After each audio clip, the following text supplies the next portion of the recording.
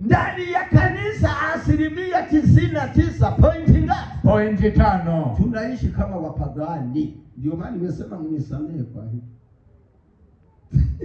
Hakuwa mtu wa baba. Yaani tunaishi kama wapagani paka. Tunakuwa kama yule nani? Isaka eti. Naam. Isaka ndiye baba yake na Yakobo. Ndio. Kwamba lakini sauti ni kama ya nani? Ni kama ya Yakobo. Lakini nikiangalia mwili jumulisha na manyoya ni kama nani? Sawa. Yaani ni hivi. Sauti. Narudi sasa kusoma kiroho. Ndio. Sauti zinaonekana tunamtukuza Mungu wa wapi? Mungu wa mbinguni. Lakini miili yetu haimtukuzi Mungu wa wapi? Hayamtukuzi Mungu wa mbinguni. Bado tuko duniani. Tukajifunza tukagundua ya kwamba Roho Mtakatifu anakaa wapi? Unajua nataka nianze moja, maana leo ni mwisho. Kwani kuna siku nyingine tutakusanyika kama tulivyokusanyika hapa. Na hata kama tukikusanyika sio hapa. Na hata kama tukikusanyika sio siku kama ya leo. Ndio. Hii siku ya leo ni balaa. Kabisa. Wewe Mungu. Tuende kazi katika kitabu cha Yohana sura ile ya 14 mstari wa 16 na wa 17. Tuangalie Roho Mtakatifu anakaa wapi. Yule aliyekuwa anasoma wakaya anadili sauti ya nani yuko wapi? Kwaya ya nani? Ya Central. Wewe nani amekuzuia sasa? Au ulitaka tukuite leo onekane kama huko hivi? Twende kazi. Na kitabu cha Yohana Mtakatifu sura ya 14 ndio fungu la 16. Kanyaga.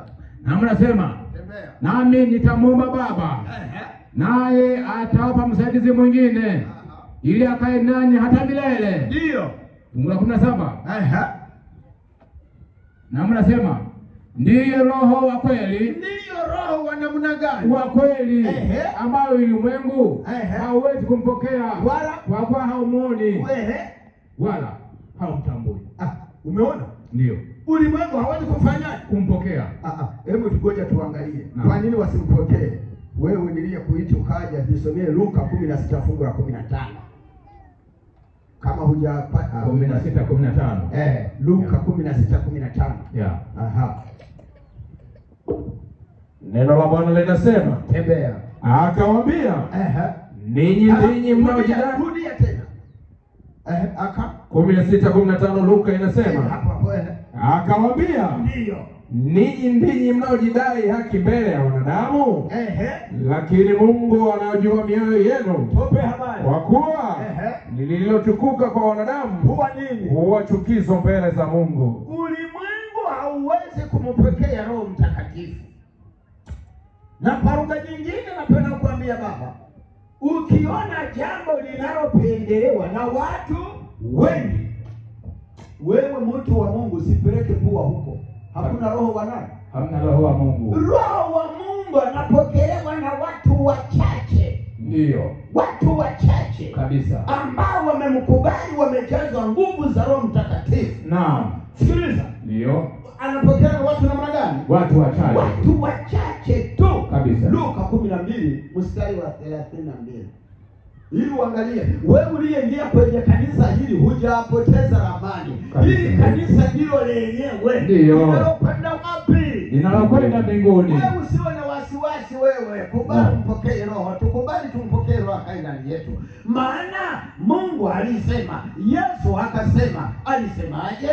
Na Luka 12:32. Tope habari. Msiogope enyi kundi dogo. Usiogope watu wako wanani kundi dogo. Wako baba yenu amefanya, ameona vema kuwapa ule ufalme. Kundi dogo sisi tunakwenda. Naam. Ili leo kwamba kundi dogo ndio linalookolewa. Kipindi cha Galika waliokolewa watu wangapi? Watu 8 tu. Je, Sodoma? Watu 3. Watatu. Mmoja ndio kaisha jiani. Umeona? Naam. Watu wachache tu. Na mbingu zinatafuta watu wachache ambao wako tayari kushika amri 10 za Mungu na imani ya Yesu na kuitunza sabato ya Bwana, wapokee nguvu. Amina. Hamjasema Yohana 14 fungu la 15. 14:15 Yohana. Anasemaje? Neno la Bwana linasema, tembea. Mkinipenda Utafanyaje? mtazishika amri zangu. Nami nitamwomba Baba, kumbe Roho Mtakatifu naye atawapa msaidizi mwingine. Sikiliza, kumbe Roho Mtakatifu haiji kwa watu ambao hawazishiki amri za nani? Za Mungu. Yesu akasema, ora munitogiwe. Mudime kiagiro cyane. Ora munitogiwe. Kama mnanipenda. Kama mnanipenda, mushike amri zangu. Alafu baada ya kushika amri za Mungu, nitamuomba nani? Baba. Atawapa nani? Msaidizi. Tembea msomaji. Nami nitamwomba Baba, naye atawapa msaidizi mwingine, ili akae nanyi hata milele. Ndiye Roho wa kweli, ndio ambaye ulimwengu hauwezi kumpokea, kwa kuwa haumwoni wala haumtambui, bali ninyi mnamtambua, maana anakaa kwenu, naye atakuwa ndani yenu. Kwa hiyo ninapotembea nina roho, na Roho wa Mungu. Nina roho, una Roho wa Mungu. Na chukuma nina roho, una Roho Mtakatifu. Na ruka kichura nina roho, una Roho Mtakatifu. Hivi tuko wote lakini ndio. Sasa kuna watu wengine wanasubiri kwenda wapi? Kwenda makanisani. Wanapokuwa wanaimba, wanaomba, wanalia. Hivi sema ambako wanalia kumetokea nini? Kuna mambo makubwa ngapi? Matatu. Ukikuta sehemu ambako wanalia, jambo la kwanza, gundua huyo mtu amechapwa viboko. Ndio. Jambo la pili, kumbuka huyo mtu amepagawa mapepo. Ndio. Jambo la tatu, sawa, kumbuka huyo mtu amefiwa kabisa. Sasa nauliza swali, uliza mtu wa Baba, ninyi mnaokuwa makanisani mnaomba mpaka mnalia, unasema mmejazwa Roho Mtakatifu, malaika yupi amekufa kule mbinguni mkaletewa rambirambi sana tanzia eti bwana? Yeremia 31:16 tembea. 31:16 Yeremia. Anasemaje? Kitabu cha nabii Yeremia. Mwana wa Hilkia. Tupe habari. Sura 31. Tembea. Fungu la 18. 16. Fungu la 16. Tembea. Biblia Takatifu nasema. Kanyaga. Bwana anasema hivi. Zuia sauti yako usilie. Zuia sauti yako usilie. Na macho yako yasitoke machozi. Maana kazi yako itapata thawabu. Ndio. Nao watakuja toka nchi ya adui. Nao watakuja tena, ndivyo asemavyo Bwana. Mungu anasema zuia sauti yako usilie. Naam. Kwa hiyo Roho Mtakatifu anakaa ndani yako, anakaa ndani yangu. Ukitenda dhambi, nikitenda dhambi, Roho Mtakatifu yuko tayari kuhama, lakini hahami kwa ghafla. Ana kazi gani? Twende kazi katika kitabu cha Yohana 16 fungu la 7 na 8 na fungu lile la 13. Twende kazi baba. Yohana 16. Yohana 16 fungu la 7 na 8. Fungu la 7 na 8 Yohana anasema, lakini mimi nawaambia iliyo kweli, yawafaa ninyi mimi niondoke. Kwa maana mimi nisipoondoka, huyo msaidizi hata kuja kwenu. Bali mimi nikienda zangu, nitampeleka kwenu. Naye akiisha kuja, huyo atawahakikishia ulimwengu kwa habari ya dhambi. Kumbe Roho Mtakatifu kazi yake ni kukuonyesha nini? Dhambi. Naam. Alafu kienda zaidi anasema Roho Mtakatifu anatuombea kwa kuugua kabisa. Alafu kienda zaidi Roho Mtakatifu anatufundisha na kutukumbusha. Soma sasa Yohana 14 fungu lile la 26. Yohana 14:26 mtu wa Baba. 14:26 Yohana. Tembea. Lakini huyo msaidizi, huyo Roho Mtakatifu, ambaye Baba atampeleka kwa jina langu, atawafundisha yote na kuwakumbusha yote niliyowaambia. Kwa hiyo kazi ya Roho ni kufundisha, kazi ya Roho ni kukumbusha. Na ndiyo maana kanisa la Waadventista wa Sabato ulimwenguni tunao mkakati chini ya uongozi wa Roho Mtakatifu. Unajua kuna jambo lingine ninaweza nikasema na Kasigara hapa, ukasema Kasigara ndiye amesema. Kasigara hajasema, ila Mungu amesema kupitia kwa nani? Kwa Kasigara. Hamjawahi kuona redio? Ndio. Redio kama haina betri haiwezi kuongea. Hivi huwa inasema au inaongea au inawaka? Ikaungua sasa. Mpaka uweke nini? Betri. Sasa mimi unaponiona hapa ni redio, ila betri ni nguvu za Mungu wa wapi? Nguvu za Mungu wa mbinguni. Usome wewe Mithali 8 mstari wa 4.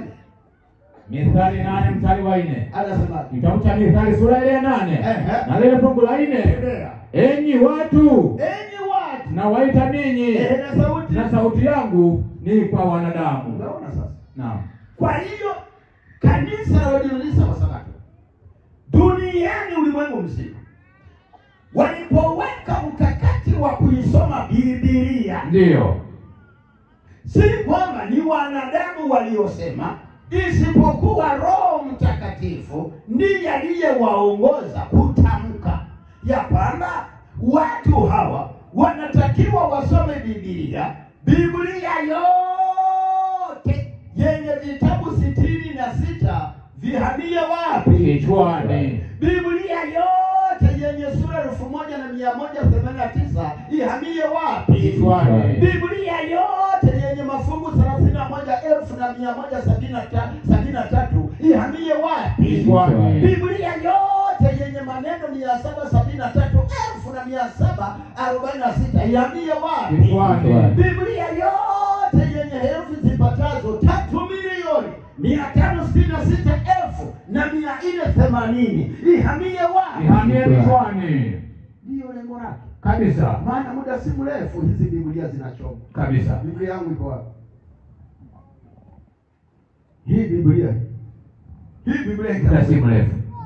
Mimi nawaambia Biblia hii karibu inachoma. Sasa tuzisome, na tunapokuwa tunasoma tuwe tunachukua muda wa kutafakari. Ndio. Soma. Tusome. Roho Mtakatifu atuongoze. Warumi 8 mstari wa 14. Soma. Warumi 8 mstari wa 14. Mstari wa 14. Neno la Bwana linasema, kwa kuwa wote wanaongozwa na Roho wa Mungu, hao ndio wana wa Mungu. Tukubali kulisoma neno. Kabisa. Soma neno. Kabisa. Soma Biblia. No. Soma lesoni. Ndio. Soma makesha. Kweli. Soma roho za unabii. Kabisa. Ukiona nimetamka shahidi wa kweli mwaminifu. Ndio. Elewa nimemtaja nabii nani? Nabii Ellen G. White. Ndio maana sasa shahidi wa kweli mwaminifu ni nani? Watu wanauliza. Sikiliza. Ndio. Hatua ya kwanza ya kuhama kwa Roho Mtakatifu. Hatua namba 1 ni kumhuzunisha. Kabisa. Waefeso 4:30. Kumhuzunisha Roho Mtakatifu. Na wewe tangu Waefeso unasoma Isaya 63:10. Waefeso 4:30. Twende kazi. 4:30 Waefeso imeandikwa. Imeandikwa hivi.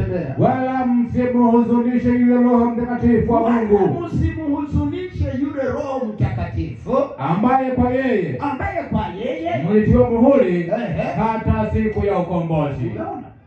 Roho Mtakatifu. Nini maana ya kumhuzunisha? Twende katika kitabu cha Isaya 63 mstari wa 10. Neno la Bwana linasemaje?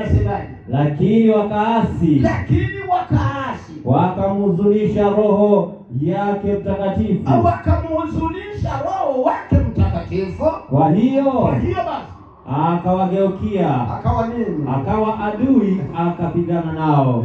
Wewe rafiki, ukiwa adui wewe na mimi tutatembea wote? Hapana. Kumhuzunisha Roho Mtakatifu ni kutenda dhambi bila kujiungama dhambi. Na walio wengi tunatenda dhambi, baada ya kutenda dhambi kweli tunaungama, baada ya kuungama hatuziachi, tunazirudia tena. Usome wewe Mithali 28:13. Ndiyo shida kubwa mchukuu wake na tabu baba yake na Mithali 28:23. Neno la Bwana linasema, nimesema 23. Mithali 28:13. Unasikia mwezio. 28:13 Mithali imeandikwa. Imeandikwaje? Imeandikwa hivi. Afichaye dhambi zake hatafanikiwa. Anayeficha dhambi zake hatafanikiwa, bali yeye aziungamaye na kuziacha atapata rehema. Kanuni ya mbingu zinahitaji wewe baba, wewe mama, wewe kijana, wewe binti, mimi hapa utende dhambi sawa. Lakini ukisha ungama dhambi, iache, usirudie tena. Kumhuzunisha roho. Hatua ya pili. Naam. Hapa Roho Mtakatifu hajahama. Ndio. Amefananishwa kama mtu anayekwenda chooni. Unapoingia chooni unakuta harufu ni balaa. Sawa sawa. Lakini kwa sababu umekwenda kwenye shughuli nyeti, utafanyaje? Baada ya dakika unazoea kabisa. Na Roho Mtakatifu anasema ngoja nimvumilie huyu. Ataweza kufanyaje? Kuacha. Ngoja nimvumilie. Hatua ya pili inafuata. Hatua ya pili ni kumpinga Roho Mtakatifu. Kweli. Kupinga. Ninapoongea hivi, mwinjilisti Masibo anafahamu na anaelewa. Maana huyu mtu tumepiga sana kwa hata kule Mwanza. Hubiri la watu wangapi? Wawili. Yeye ana karedio. Naam. Karedio. Sijui alikatoa. Anajua yeye. Karedio. Naam. Anaweka sijui ni kafurashi. Kanaimba. Baada ya hapo ananikaribisha, ninahubiri. Ndiyo maana ninasema shahidi wa kweli mwaminifu anasema kazi ya Mungu haitamalizwa na wingi wa watu, itamalizwa na watu wachache waliojazwa nguvu za Roho Mtakatifu. Amen. Yaani tulipiga shughuli, watu walibatizwa kama mvua ya mwezi wa 4 kabisa. Nyamanara.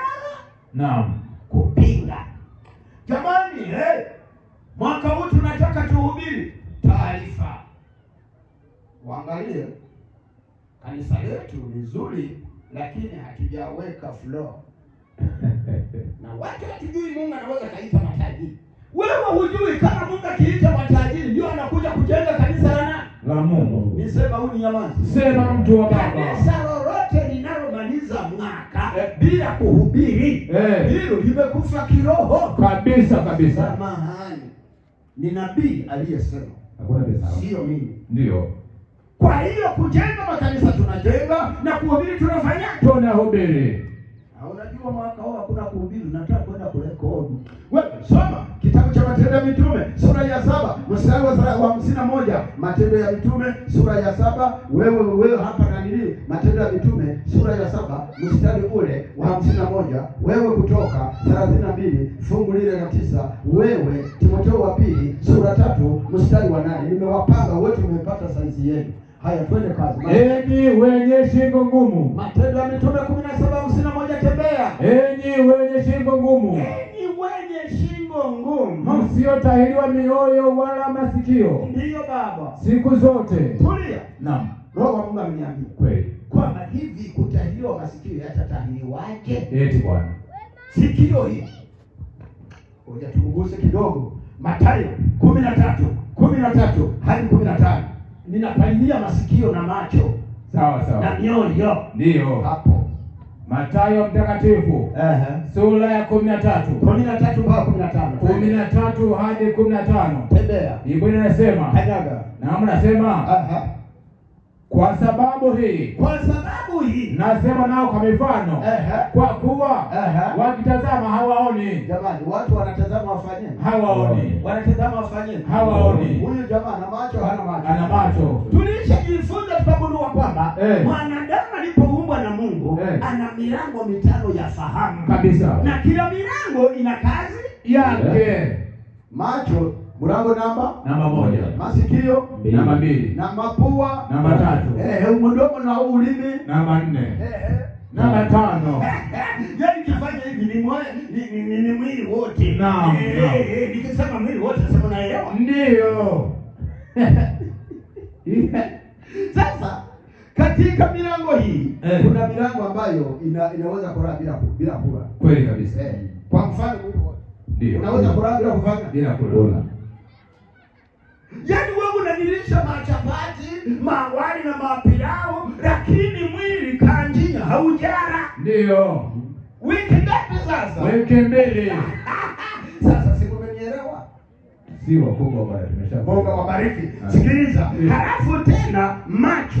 Naam. Kazi yake ni kufanyaje? Kazi yake ni kuona. Masikio Kusikia.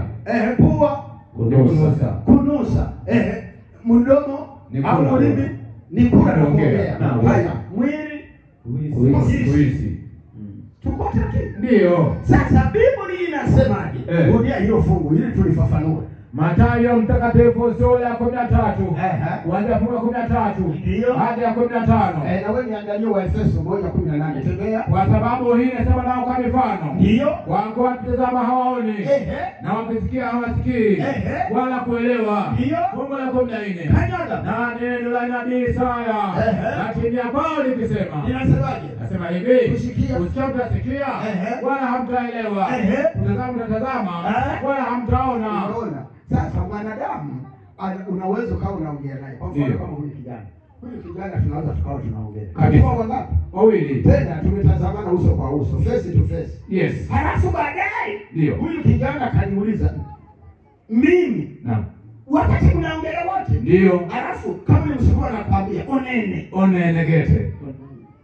Yaani unashangaa. Wewe unasema unaniambia mimi. Kwani naongea na nani? Si ni wewe? Ni kwa sababu gani? Mwanadamu ana macho mangapi? Ana macho 4. Alafu ana masikio mangapi? Ana masikio 4. Haya macho ya nyama Ndio. yanaweza kuona, masikio ya kiroho haijafanyaje? Haijaona. Macho ya kiroho haijafanyaje? Haijaona. Twende kazi, kitabu cha Efeso 1:18. 1:18 Efeso inasema, macho ya mioyo yenu yatiwe nuru. Macho ya mioyo yenu yatiwe nuru. Mjue tumaini la mwito wake jinsi lilivyo. Na nini? Na utajiri wa utukufu wa urithi wake katika watakatifu jinsi ulivyo. Kwa hiyo Stefano mwaka wa 54 baada ya Kristo kuzaliwa alikuwa na pondwa mawe. Ndio. Lakini Stefano hakuangalia mwili huu unaokufa, huu unaoharibika, aliangalia nafsi ya ndani. Kweli. Hivi tuko wote wakini? Naam. Aliangalia nafsi ya wapi? Nafsi ya ndani. Tumetoa 2:16 tembea. Nafsi ya ndani. Na mwanadamu yeyote hapa, unayemuona hapa, hata nyinyi mliokaa hapa, mnasikiliza kwa masafa ya karibu na masafa ya kati na masafa ya mbali, hata mimi nikiwepo, kila mwanadamu ana nafsi ngapi? Nafsi 2. Twende. Timotheo wa pili sura 4 mstari wa 16. 16 inasema, katika jawabu la kwanza hakuna mtu aliyesimama upande wangu, bali wote waliniacha. Naomba wasihesabiwe hatia kwa jambo hilo. 17. Wewe unasoma kitabu gani? Hii wa kwanza 4:16 soma. Timotheo wa kwanza 4:16. 4:16 Timotheo wa kwanza. Inasema, jitunze nafsi yako. Jitunzeni nafsi zenu Na mafundisho yako. Dumu katika mambo hayo. Maana kwa kufanya hivyo utajiokoa nafsi yako na wale wakusikiao pia. Kwa utajiokoa nafsi yako na nafsi ya ndani. Nafsi ya nje ni hili ni mwili. Nafsi ya ndani ni ile roho wa nani? Wa Mungu. Sasa sikiliza, ngoja nikwambie mtu hapa. Ndio. Stefano akaona mbingu zimefunguka. Ndipo akawaambia, ninyi msiotahiriwa, winyi wenye shingo ngumu, msiotahiriwa masikio yenu na mkatahiriwa na mioyo yenu. Maana kama wangetahiriwa wangekuta ni kitu gani ambacho wanakifanya kumpinga roho wa nani? Roho wa Mungu. Naliona huyu nanili Musa naye alipambana na watu hao. Wewe mzee wa kanisa, wewe mchungaji, ukipambana na watu ambao wanampinga roho, ukienda vibaya hata kupigwa makofi na pigo Kabisa. ni hatari Sana. Yaani wao ni kupinga tu. Jambo lolote linalofanyika ni kupinga. Jamani, tufanye kazi ya Mungu. Twende tukafungue shamba. Wengine tuna biashara, hatuna muda wa kulima, wao ni kupinga tu. Kutoka 32 fungu la 9. 32 fungu la 9 Kutoka. Neno linasema, tena Bwana akamwambia Musa, mimi wenye shingo ngumu. Watu wenye shingo ngumu, ogopa kama ukoma. Wapingaji, wale wanaopinga. Hivi utawatambuaje? Timotheo wa pili 3 mstari ule wa 8. Wewe si nilikuwa nimekwambia Timotheo?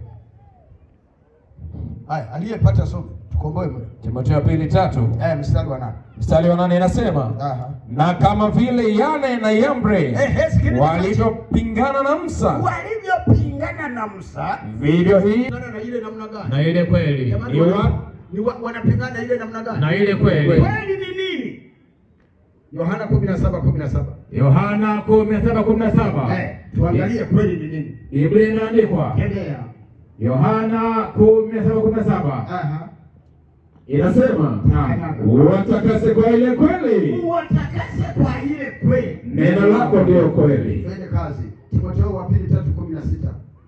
Timotheo wa pili 3:16. Kitabu cha Timotheo wa pili sura ya 3 fungu la 16. Kila andiko lenye pumzi ya Mungu lafaa kwa mafundisho, na kwa kuwaonya watu makosa yao, na kwa kuwaongoza, na kwa kuwaadibisha katika haki. Asante sana. Mimi naendelea tutafika tu mwisho. Naendelea kukuhabarisha Timotheo wa kwanza 2 fungu la 9.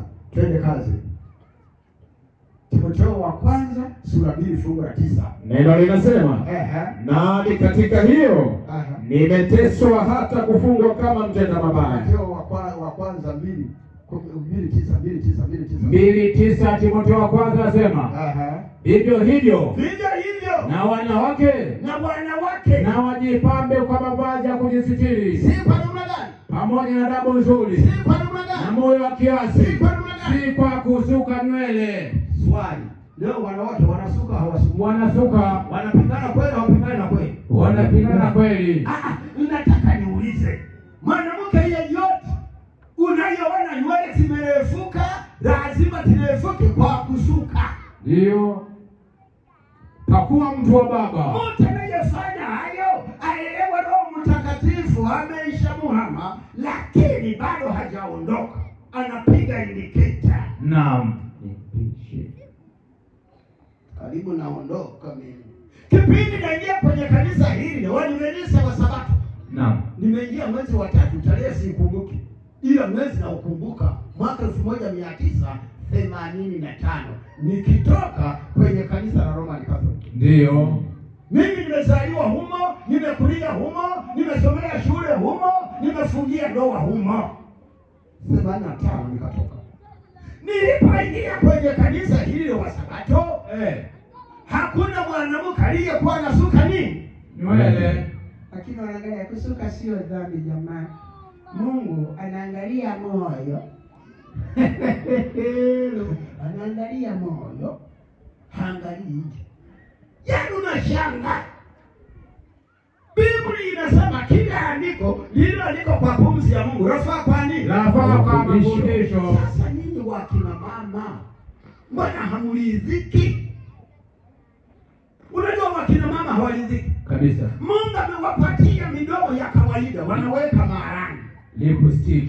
Mungu amewapatia kucha za kawaida, wanaweka maharani. Mungu amewapatia nywele za kawaida, bado wanaweka yale marasita. Alafu bado unasema ninauma kichwa, ninauma. Wewe hujui yale unayopenda saluni yanakuafu. Alafu eti unakwenda mbinguni.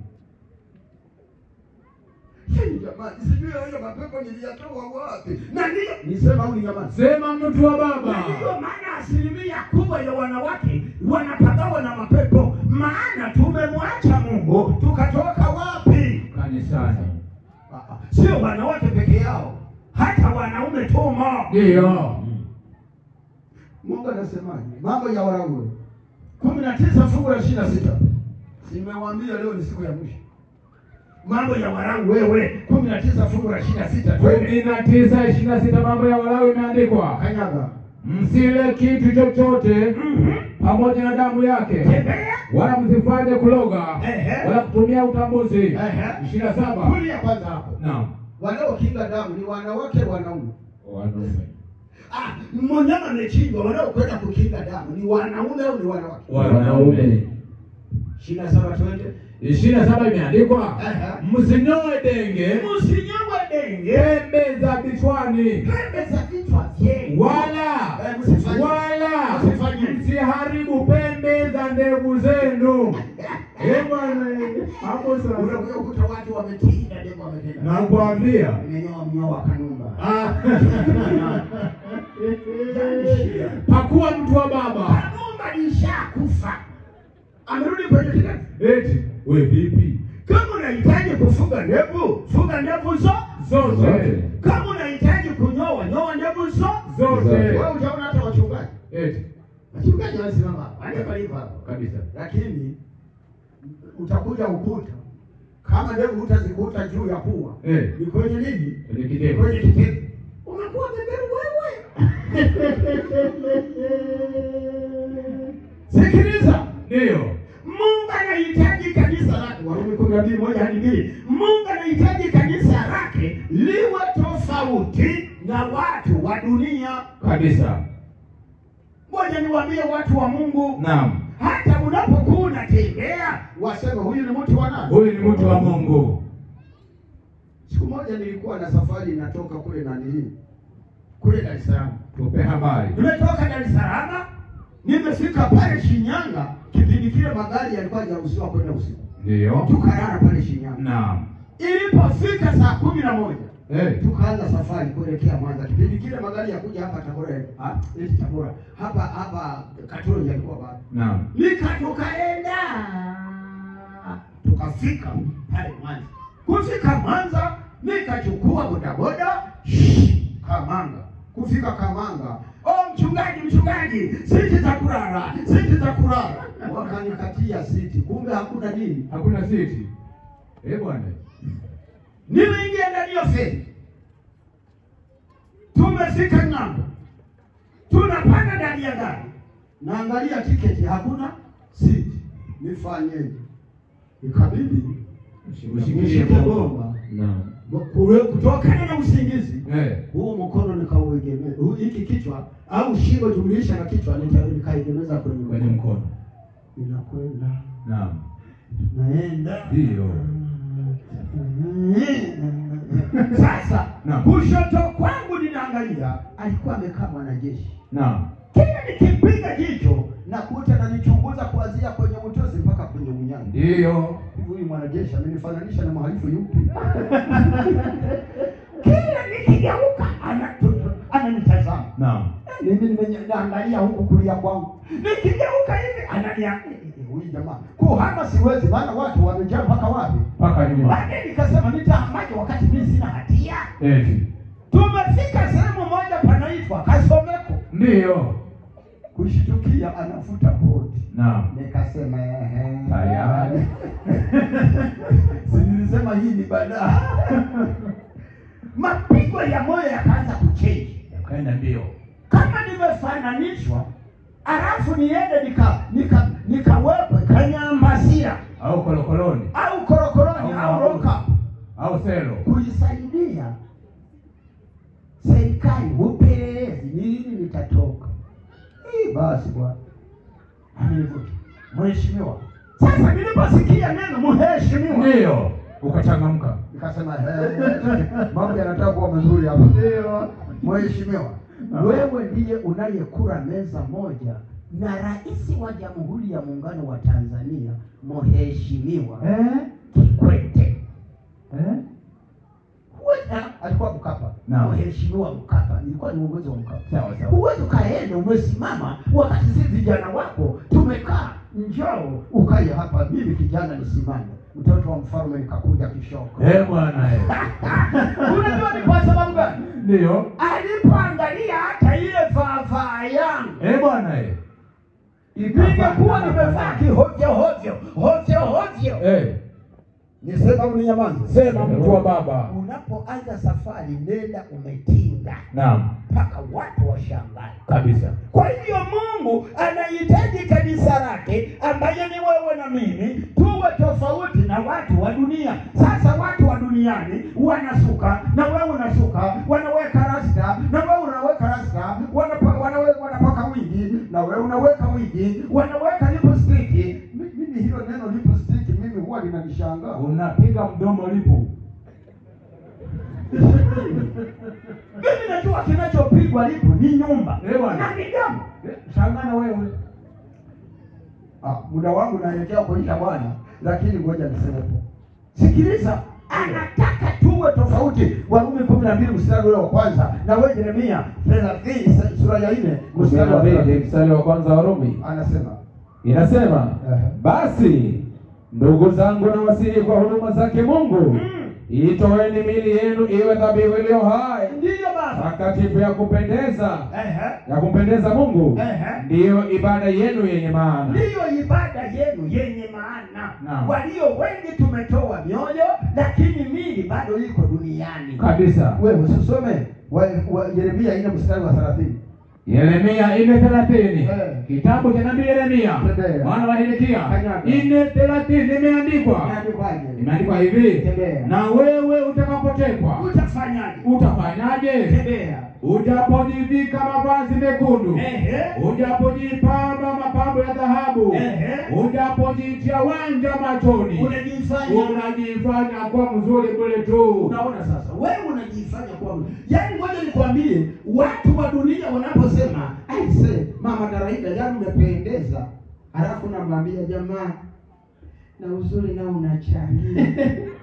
Wengine wanasema eti uzuri unachangia jumulisha na kabila. Wewe elewa, wewe mwanadamu unapoambiwa wewe umekuwa safi, mbingu zinasema huyu ananuka kabisa. Ngoja nipigepo Mathayo sura ya 5 fungu la 36. Mathayo 5:36. Na wewe niangalie Mithali 16. Tembea. Kitabu cha Mathayo sura ya 5 fungu la 36. Wale wanaoandika muandika kuanzia 33. Tembea. Wala usiape kwa kichwa chako, maana huwezi kufanya nywele mmoja kuwa mweupe au mweusi. 37. Kanyaga. Bali maneno yenu yawe ndiyo, ndiyo, sio, sio. Basi hapo ikomea. Usiape kwa kichwa kabisa. Leo hii watu wamebahatika kupata mvi. Ndio. Wanaweka nini? Piko. Super brand. Jamani, ninaficha haya mauni. Wewe mama na bahati. Umepata nywele na mbili. Wengine wanakufa bila kuzipata kabisa. Alafu nazificha. Acha. Sasa kama mkikuru huyo ana miaka 60-70, eti naweka piko. Hivi wewe unafikiri nani atakuangalia? Wakati umeshakongoroka. Mashavu yameshajaa tupa maji. Bwana. Unajua ngoja nifiche uzee. Uzee. Wewe ndio maana watu wa Dar es Salaam ninawapenda sana. Ndio. Walisema uzee mwisho wapi? Chalinze. Kulisha habari. Kishaingia lile jiji wote ni vijana. Wote ni watu. Super senior. Naam. Twende kazi. Mithali 16:31. 16:31 Mithali. Neno linasema Kanyaga. kichwa chenye mvi ni taji ya utukufu. Basi hatu ikomea hapo. Kwa hiyo piko haitakiwi. Utaona waimbaji wanaimba vizuri, lakini wameweka nini? Mapiko. Sikiliza, ngoja nikwambie, bado nasonga mbele. Hatua ya 3 ya kuwa na Roho Mtakatifu ni kufanyaje? Ni kufa ganzi kiroho. Naam. Kufa ganzi kiroho. Yaani kuna watu wanatembea lakini biba mgenda mfulie. Alishakufa ganzi. Waefeso sura ya 4 fungu la 17 hadi 18. Alafu niandalie Timotheo wa kwanza 5 mstari wa 6. Twende kazi. Waefeso 4 17 hadi 18. Anasema hivi. Basi nasema neno hili tena, nashuhudia katika Bwana tangu sasa msienende kama mataifa waenendavyo katika ubatili wa nia zao. 18 ambao akili zao zimetiwa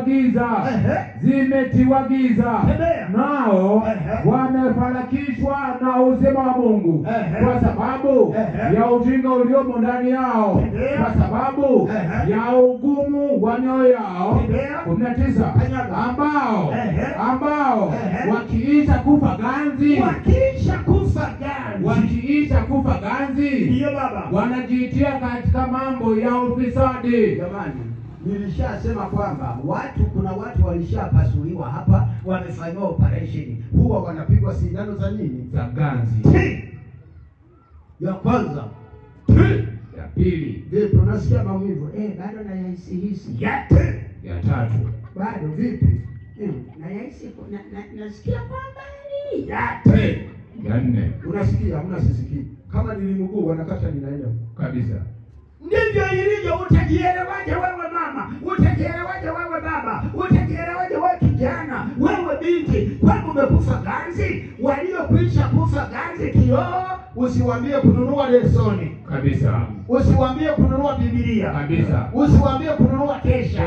Usiwaambie kusoma Biblia kwa mpango. Hawasomi. Usiwaambie kuhudhuria siku ya maombi Jumatano. Usiwaambie kufungua Sabato. Wewe kama huhudhurii, sawa, acha kuhudhuria, lakini ndoa zimeingia. Wewe unasema kwamba Kasigara kweli alifundisha. Mimi kama siendi kufungua Sabato, nimekufa ganzi namna gani? Kiroho message send. Jamani, yani ningekwenda lakini na maji hayamo. Jamani, ajibambe kama ni mwa sasa nasema ajibambe nuko mesajida amesema huyu. Yani hata nafasi kufanya hajakuwa atakuwa. Yani Sabato imeingia wewe fu. Ajibambe sijaanzika maharage. Alafu ikifika asubuhi na bado unapungulika. Jamani, nina hasa siwezi kwenda bila kunywa uji. Unafika saa 3 saa 4. Halafu ndio unafika tu. Ewe sikori ya Sabato upazuve sana moyo wangu wanivuta nije kwako leo. Sabato. Hakuna vya Sabato. Hakuna vya Sabato. Maana hukuyifungua. Ndio. Hakuna vya Sabato. Maana hukuenda kwenye maombi Jumatano. Ndio. Hakuna vya Sabato. Kuna watu wengine tunaona hapa tumejazana. Naam. Hapa tumejazana, hatujajana. Tumejazana. Angalia sasa jioni. Utawaona. Tena kwanza iwapo mechi ya mpira Simba na Yanga, basi kisha habari dabi ya Kariakoo. Akitoka hapo kanisani, tunatoka na wimbo namba 14.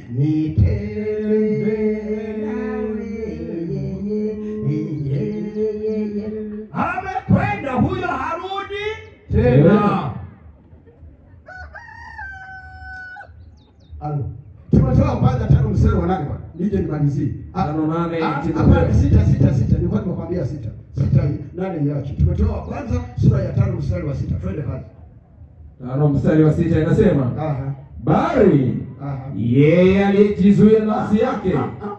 Sema vizuri. Bali yeye asiyejizuia nafsi yake amekufa ingawa yu hai. Yaani kuna maiti zinatembea.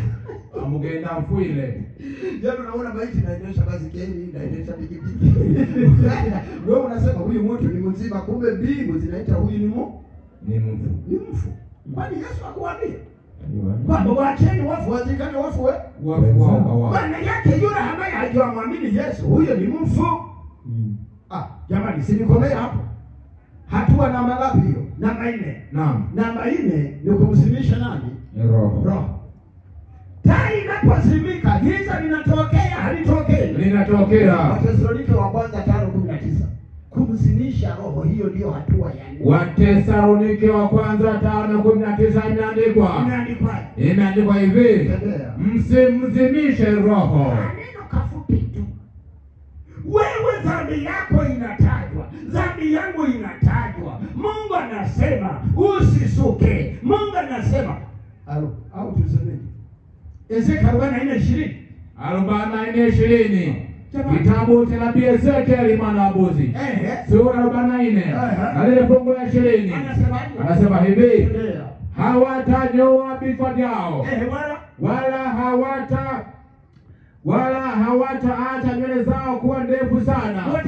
Watazipunguza nywele za vichwa vyao tu. Nisema au nisiseme? Sema mtu wa Baba. Wale wote mliofunga nywele kama vichaka, after Sabato, baada ya Sabato, saruni. Ndio. Hakuwa mtu wa Baba. Kama unahitaji kwenda mbinguni, lakini si lazimishi. Maana sisi wa Afrika tumepewa nywele fupi za kipipi. Ndio. Acha wazungu. Na kama unahitaji kuwa na nywele ndefu, wewe uwe mwaminifu. Tukifika mbinguni kwa muda wa miaka 1000, nywele zako zitakuwa zimerefuka mpaka kwenye makalio. Au sio? Maziko bwana wewe. Wakilinyima ugali. Mungu anasema hawataacha nywele zao kuwa ndefu. Hili nalo ni andiko. Limeandikwa kwa Afrika kabisa. Naam, akasigarau. Kanyaga twende mtu wa Baba. Kumzimisha roho ni kule kutokukubali maonyo. Naam. Hata watu wahubiri. Amina. Wanayaacha hapa. Hatua ya 5. Hatua ya 5. Baada ya kuona hizo hatua 4, hujajirekebisha, unarudika dhambi juu ya dhambi. Roho Mtakatifu anafungasha virago. Alikuwa kwako, anahamia kwa maduhu. Kabisa. Alikuwa kwa maduhu, anahamia kwa masanja. Au kwa msuju. Alikuwa yana nakuwa na hama, kumbe huyo hamuna kitu kabisa. Isaya 59:12-14 na Waebrania sura ya 10 fungu la 26 na 27.